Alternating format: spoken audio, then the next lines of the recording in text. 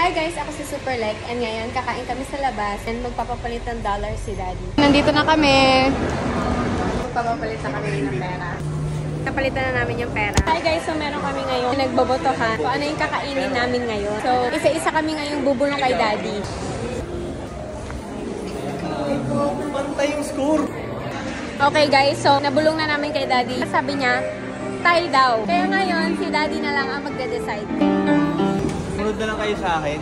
Okay. Hi guys, so Japanese na ang napag-desisyonan ni Daddy. Japanese. I mean, Japanese restaurant!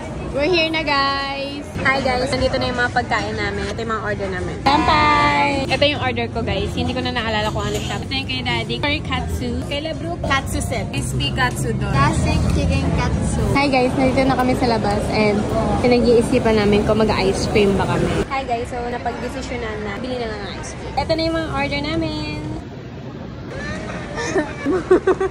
Hi guys, so bumibili kami ngayon ng pampatay ng lamok para si Jim. So ngayon, bibili kami ng fries and milk tea. Ito na yung nabili namin. Milk tea na large. No sugar po. Hi guys, so pauwi na kami. Kinakain na namin ng aming fries and milk tea. Hanggang dito na lang guys. Sa susunod na video na lang ulit. Bye!